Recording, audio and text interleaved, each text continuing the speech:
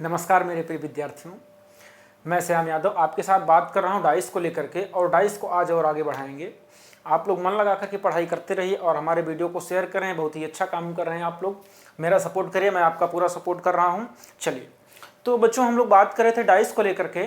और डाइस में मैंने आपको 5 पार्ट दे दिया है, 6 पार्ट। तो उन सब में मैंने बता दिया है लगभग डाइस में क्या क्या चीज़ें होती हैं, कैसे कैसे क्वेश्चन बनता है। तो एक प्रकार का क्वेश्चन ये भी बनता है जिसमें प्रश्न चिन्ह के स्थान पर कौन सा नंबर या कौन सा लेटर फिलअप किया जाए। तो देखिए, कभी कभी क्या होता है कि क्वेश्चन मार्क लगा देता है और कभी कभी डाइस को छोड़ देता है, मतलब कुछ करता ही नहीं। जैसे यहाँ मैंने डाइस बनाया हुआ है तो यहाँ पर आपको एक पूरा का पूरा डाइस छोड़ दिया और यहाँ पर, और अगले क्वेश्चन में मैं यहाँ क्वेश्चन मार्क लगा दिया हूँ।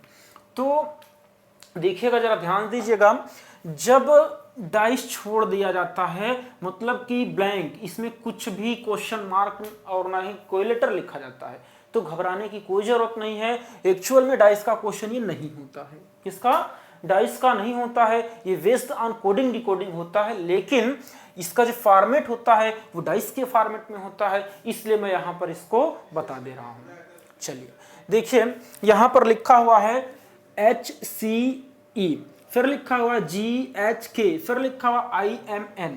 तो जरा दिमाग लगाइए कि यहाँ पर क्या हो सकता है। तो इसके पहले हम लोग क्या करते थे कि देखते थे कि A से लेकर के F तक मतलब 6 लेटर यूज किए गए हैं तो 6 ही सतरें होती हैं, या फिर 1 से लेकर के 6 तक के नंबर यूज किए गए हैं। लेकिन यहाँ तो ऐसा कुछ देखने को नहीं मिल रहा है। यहाँ तो K मिल रहा है 11, फिर आपका 14, फिर 9, इस तरीके से। तो कोई बात नहीं है। यहाँ देखिए, क्वेश्चन को जरा ध्यान से समझिएगा।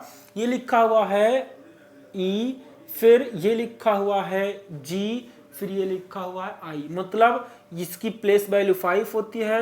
इसमें 2 ऐड कर दिया तो 7, 7 में 2 ऐड कर दिया तो 9।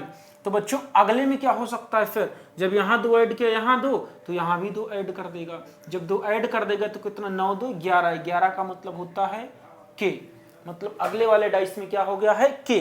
फिर देखिए, यहाँ पर लिखा हुआ है 8 और यहाँ पर लिखा हुआ है 11, मतलब H और K। फिर आगे कितना लिखा हुआ N।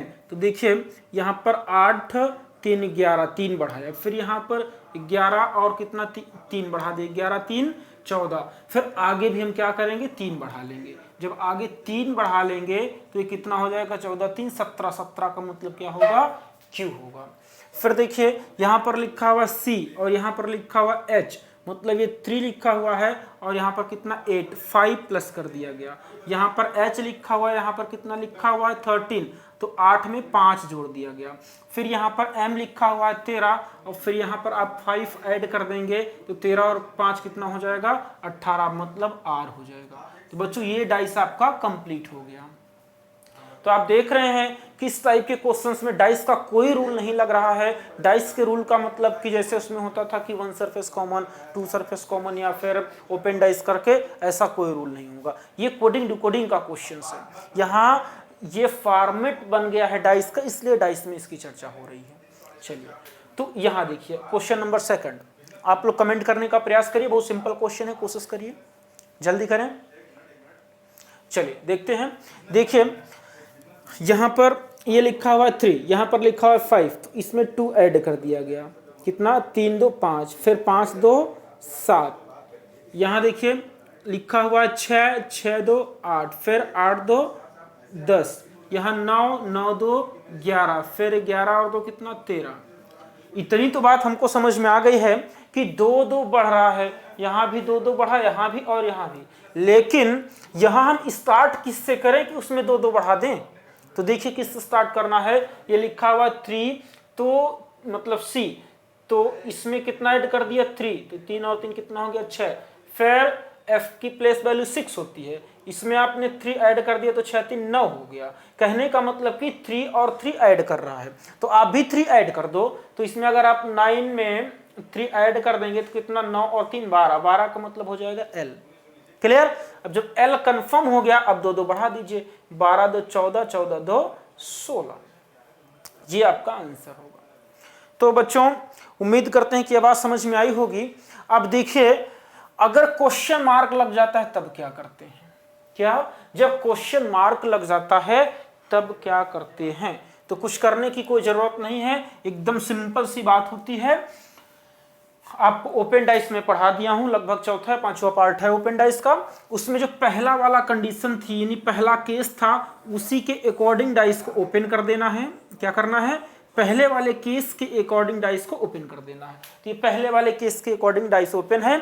अब देखिए इन दोनों में कॉमन क्या है, तो कॉमन क्या है बच्चों, ये 2 है। जो कॉमन है उसको बीच में रख दिया करिए।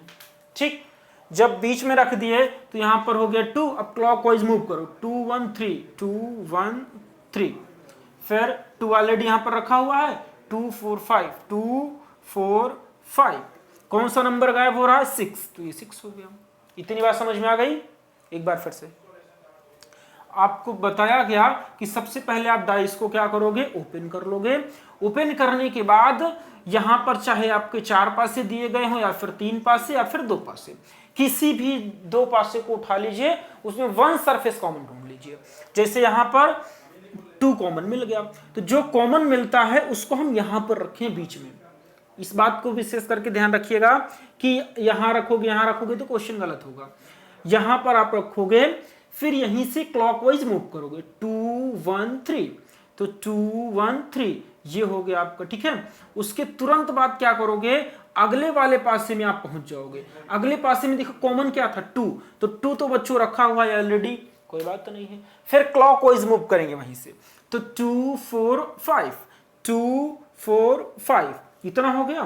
तो 5 सरफेस कंप्लीट हो गए, यानी 5 सरफेस। अब बचा है 1, तो यहां पर जो नहीं दिखाई दे रहा है वो हो जाएगा, तो 6 गायब था, 6 कर दिए। अब ये पूरा हो गया कंप्लीट। अब देखिए हमारा जो अगला स्टेप होगा, हम क्वेश्चन मार्क कैसे निकालेंगे, तो ध्यान दीजिएगा।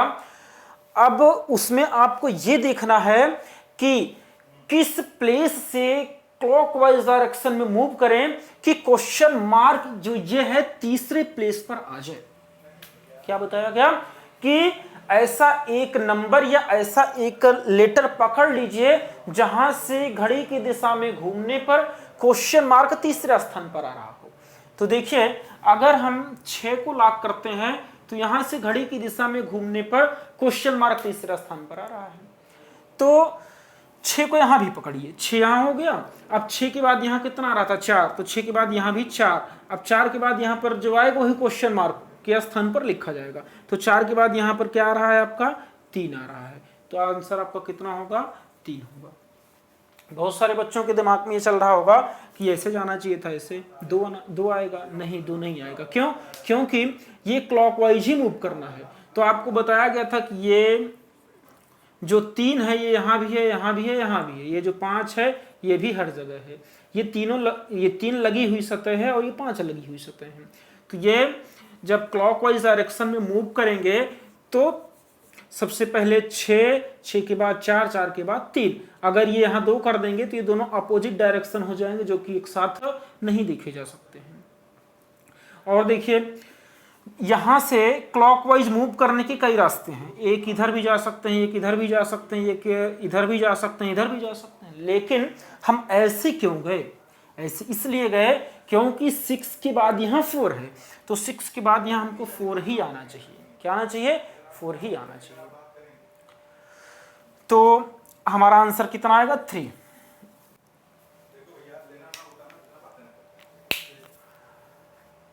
अभी अगर पूरा अच्छे तरीके से क्लियर नहीं हुआ है तो कोई बात नहीं, मैं एक क्वेश्चन दे रहा हूं उसको फिर से समझाता हूं और अच्छे तरीके से आप लोग समझने का प्रयास करिएगा। चलिए स्क्रीन पर देखिए क्वेश्चन आ गया है, तो उसको मैं फिर से समझाता हूं।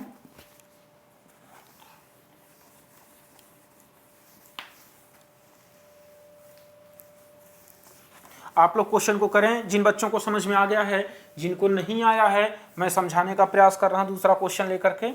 बाकी ऐसा नहीं हो सकता कि मैं समझाऊं और समझ में ना आए, क्योंकि ये अभी तक ऐसा हुआ नहीं है कभी।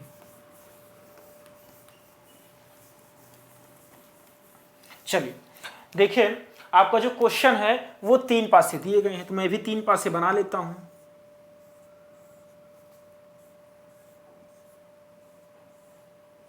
ठीक, ये 3 पासे हो गए। अब इनमें डाइस फर्स्ट में कह रहा है A डी एफ है, तो ए डी एफ, और फिर आपके डाइस सेकंड में कह रहा है कि डी सी ई है, डी सी ई। फिर थर्ड वाले डाइस में लिखा हुआ है डी क्वेश्चन मार्क ए, डी क्वेश्चन मार्क ए। तो बच्चों क्वेश्चन मार्क के स्थान पर बताना है, कह रहा है प्रश्न चिन्ह के स्थान पर कौन सा अक्षर आएगा। दोनों में आप कॉमन ढूंढो, ठीक है। कॉमन क्या दिखाई दिया, कमेंट करते रहिए थोड़ा सा, कॉमन क्या मिल रहा है, डी मिल रहा है, तो डी को यहां रख देते हैं हम, डी। अब क्लॉकवाइज मूव करेंगे, D F A, D F A, फिर डी सी ई, डी सी ई, ठीक। फिर अब क्या बच रहा है ए से लेकर के एफ तक में, तो ए बी कहीं नहीं दिखाई दे रहा है, बी यहां कर देंगे, इतना कर लिए। अब इसके तुरंत बाद हम इस वाले पासे में जाएंगे जिसमें हमको क्वेश्चन मार्क के स्थान पर निकालना है। तो यहां देखिए कहां से मूव करें कि क्वेश्चन मार्क तीसरा स्थान पर आ जाए। तो क्वेश्चन मार्क यहां है, अगर हम यहां से मूव करें क्लॉकवाइज में, तो 1 2 3 तीसरा स्थान पे आ गया। तो मतलब यहां से मूव करने पर तीसरा स्थान पे आ रहा है, तो इसी को लॉक कर दीजिए। ए कहां है, यहां, ए को लॉक कर लिया। अब यहीं से हम घड़ी की दिशा में घूमेंगे और तीसरे स्थान पर जो आएगा वही हमारा आंसर होगा। लेकिन जो घूमने की कंडीशन होगी वो हमको ये डिसाइड करना है कि यहां से जाएगा कि यहां से जाएगा कि यहां से जाएगा। वो ये बताएगा कि ए के बाद क्या आना चाहिए, डी आना चाहिए। तो ए के बाद क्या आएगा, डी, फिर डी के बाद घड़ी की दिशा में घूमेंगे तो क्या आएगा, एफ। तो यहां पर क्या होगा, एफ, यानी ऑप्शन नंबर डी। क्लियर। अगले क्वेश्चन की तरफ बढ़ते हैं हम लोग। हमारा जो अगला क्वेश्चन है बच्चों वो आ गया है, करिए। ये भी बेस्ड ऑन लेटर का क्वेश्चन है। चलिए देखिए, इसमें पहले और दूसरे दोनों डाइस में आप देखेंगे तो कॉमन क्या मिलेगा आपको, टी कॉमन मिल जाएगा। तो जब टी कॉमन मिल गया तो हम डाइस को ओपन कर देते हैं, ठीक है। चलिए, तो टी बीच में रख देंगे। अब पहले वाले डाइस से क्लॉकवाइज डायरेक्शन में मूव कर रहे हैं तो टीपीएस मिल रहा है, टीपीएस।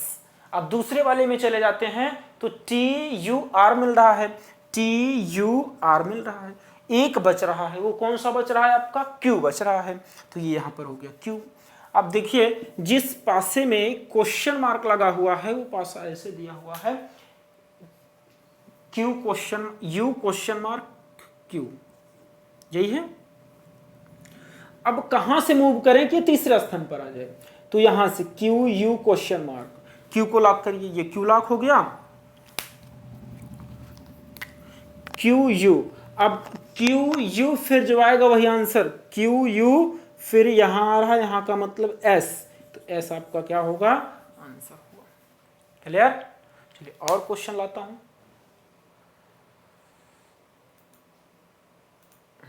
फिर क्वेश्चन आ गया, ये वेजन नंबर का क्वेश्चन है, ये और आसान होगा।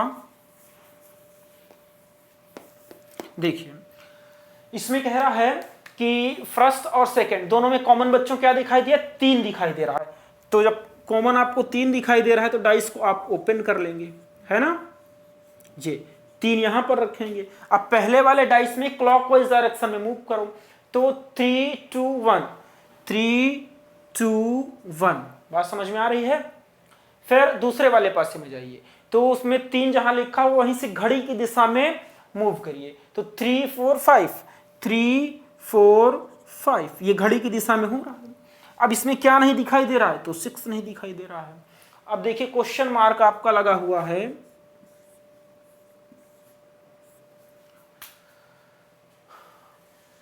Three four question mark, 3 4 question mark, यही है।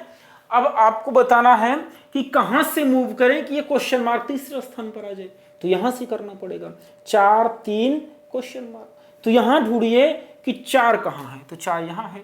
4 के बाद क्या आना चाहिए, 3, तो 4 के बाद 3, 3 के बाद क्या आएगा, ये 4 3 1, तो यही एक आपका आंसर हो जाएगा।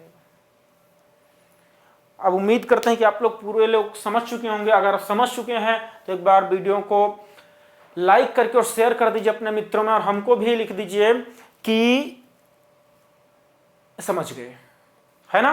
तो थोड़ा मैं भी समझ पाऊंगा कि आप लोग समझ पा रहे हैं कि नहीं चीजों को। चलिए अगले क्वेश्चन की तरफ बढ़ते हैं। देखिए बहुत बढ़िया क्वेश्चन आ गया है। ये जो आपका क्वेश्चन दिखाई दे रहा है बच्चों, ये डाइस का ही क्वेश्चन है, लेकिन इसके जो बनाने का फॉर्मेट है वो थोड़ा सा चेंज हो गया है। तो लगेगा कि ये क्या मतलब गोले टाइप का बन गया, लेकिन घबराने की कोई जरूरत नहीं है। ये भी डाइस का ही क्वेश्चन है, उसी फॉर्मेट पे क्वेश्चन सॉर्ट आउट किया जाएगा। देखिए मैं बनाता हूं, इसमें एक सर्किल बनाया हुआ है,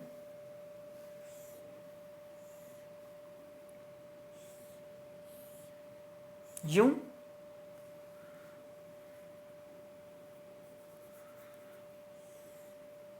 ऐसे, है ना, फिर ऐसे,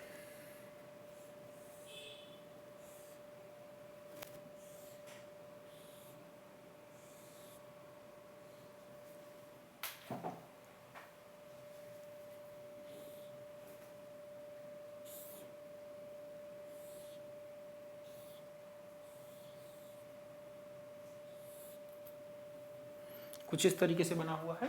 इसमें लिखा हुआ हरा नीला पीला, हरा नीला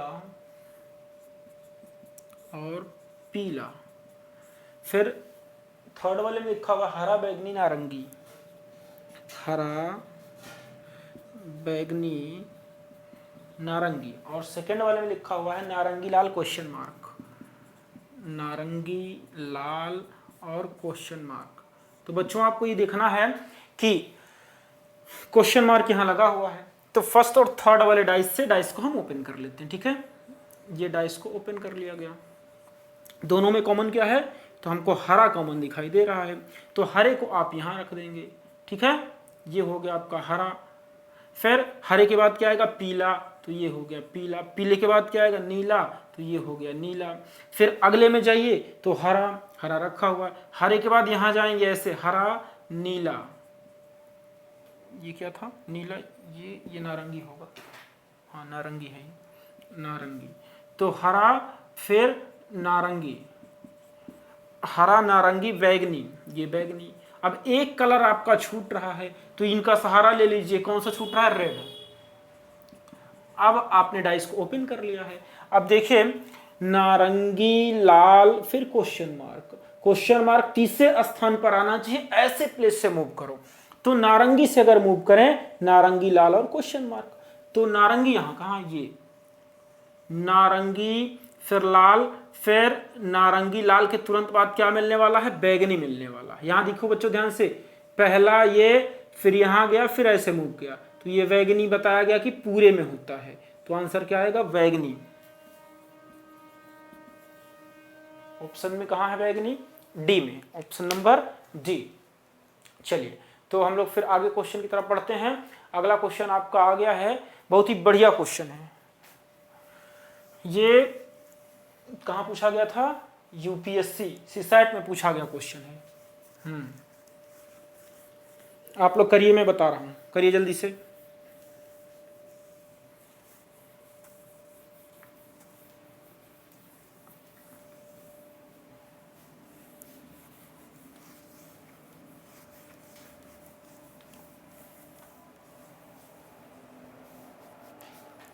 देखिए बच्चों, इसमें कह रहा है कि एक घन के फलकों पर 1 से लेकर के 6 तक के अंक अंकित किए गए हैं। घन के 3 दृश्य नीचे दर्शाए गए हैं, ये 3 पासे दर्शाए गए हैं।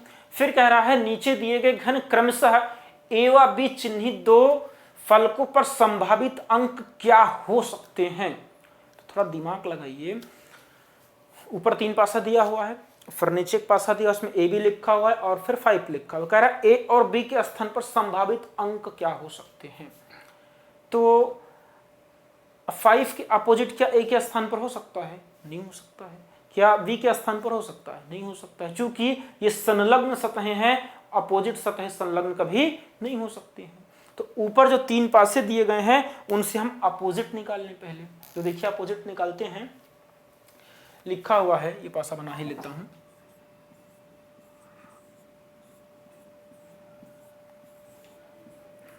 आप लोग अपोजिट निकाल के कमेंट करें जल्दी से।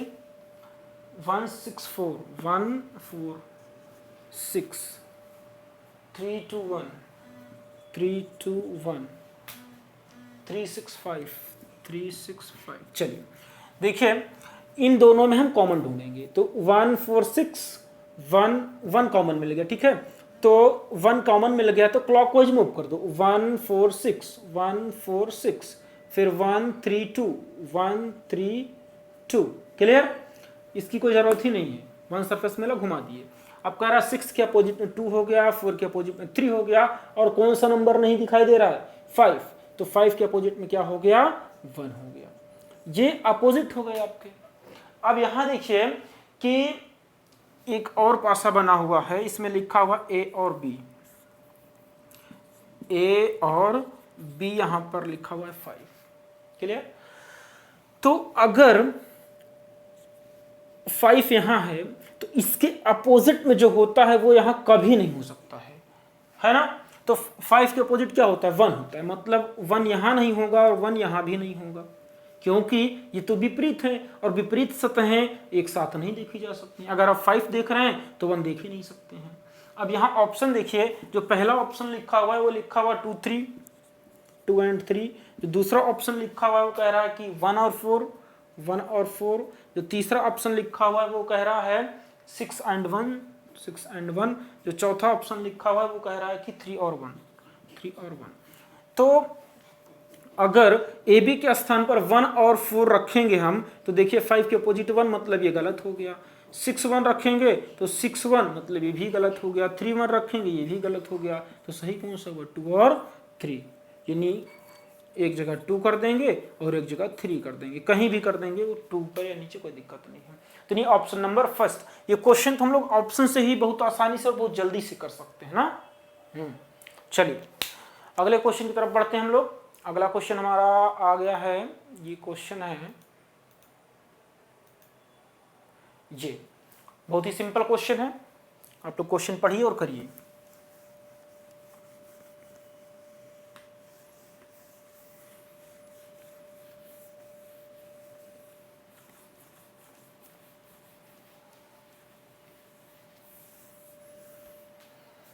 देखिए क्वेश्चन कह रहा है 6 सतहों वाले एक प्रिज्म के पार्श्व सतहों पर बैंगनी नीला हरा पीला नारंगी और लाल रंगों से रंगा गया है इन दो स्थितियों को नीचे दर्शाया गया है दो स्थितियां दो कंडीशंस दी गई हैं अब कह रहा है कि लाल रंग के निकटवर्ती कौन सा रंग होगा तो बच्चों ध्यान दीजिए क्वेश्चन बहुत सिंपल है कितना सिंपल बहुत सिंपल देखिए कैसे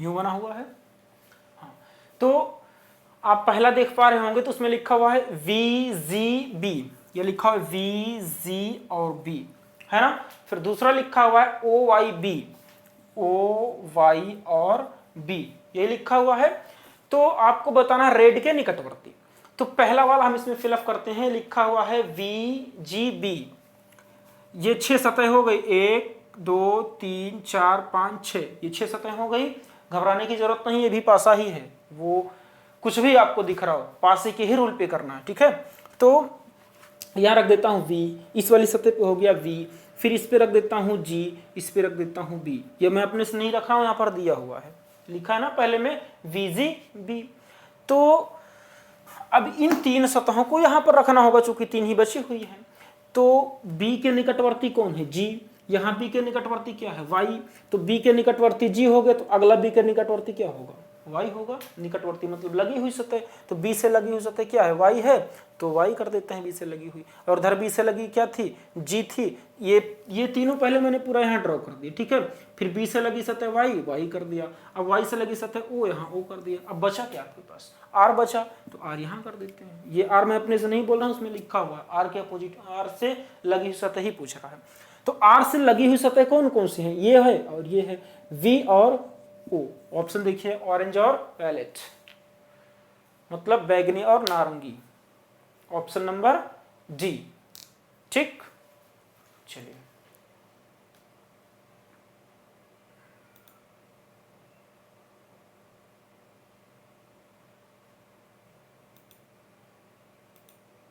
पहुंचे हम लोग? यहाँ तक हो गया? नहीं, ये करना है, चलिए करते हैं।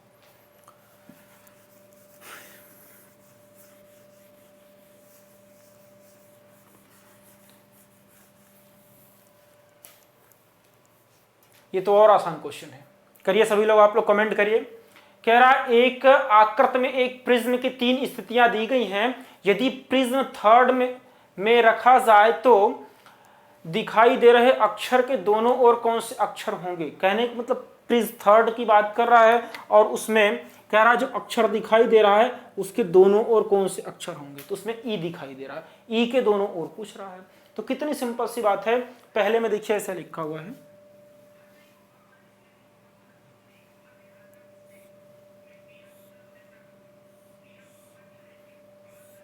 फिगर कुछ उसी आकृति का है।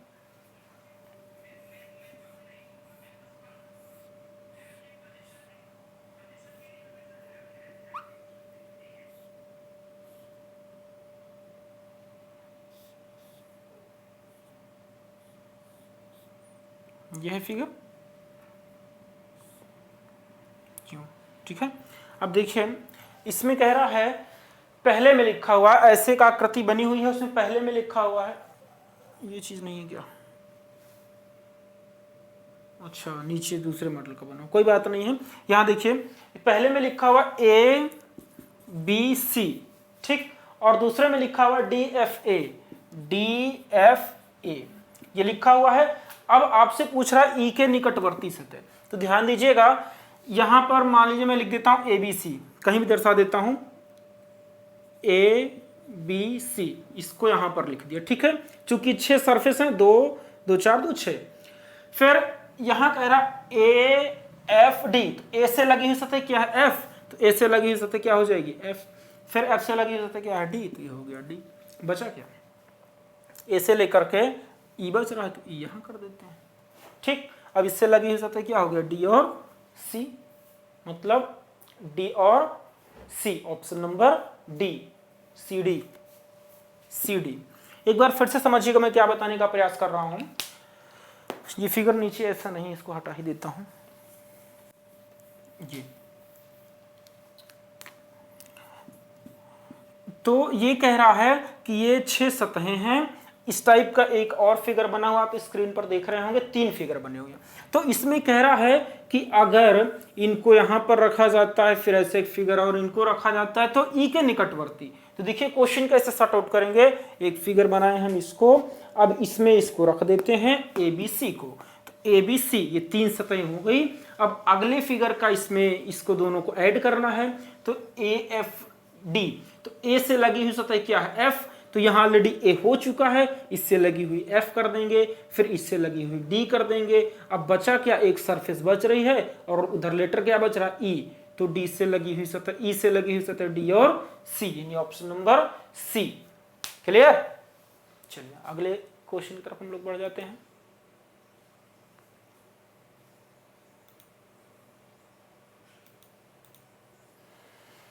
क्वेश्चन तो बढ़िया है बच्चों, लेकिन बनेगा कैसे ना?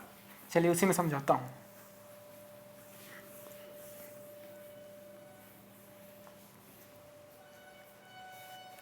देखिए ये एक क्वेश्चन दिया गया है और क्वेश्चन ये कह रहा है कि नीचे एक ही ब्लॉक की दो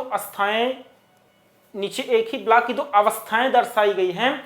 इन ब्लॉकों की चारों साइडों पर एक विकर्णवत रेखा है जो कि ब्लॉक के ऊपर एवं नीचे की साइड में नहीं है। ध्यान दीजिएगा, टॉप और बॉटम पर नहीं है, बाकी चारों साइड में विकर्णवत एक रेखा है, तिरछी तिरछी एक रेखा है। मतलब कहने का ये हुआ कि जैसे आपका ये ब्लॉक हो गया, तो ऊपर और नीचे नहीं है, बाकी साइड साइड चारों तरफ विकर्णवत एक रेखा है, वो दर्शा रहा है। देखिए उसमें फिर आगे लिखा हुआ है कि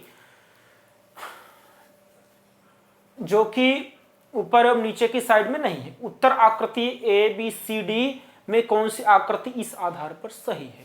तो देखिए बच्चों, यहां पर कह रहा है सबसे ऊपर देखिए पहले वाले फिगर में लिखा हुआ है 1627 लिखा हुआ है, फिर सबसे नीचे लिखा हुआ है 438 और फिर ऊपर में ही जो विकर्णवत दिखाई दे रहा है उसमें लिखा हुआ है आपका 7, जो विकर्णवत मिलाया गया कितना है 1 3 7, फिर आगे मिलाया गया आपका 7 1। नेक्स्ट वाले फिगर की बात कर रहा हूं। फिर देखिए इसमें बताना है कौन सा क्वेश्चन सही है। तो सही बताने के लिए रुको बना के समझाता हूं इसको।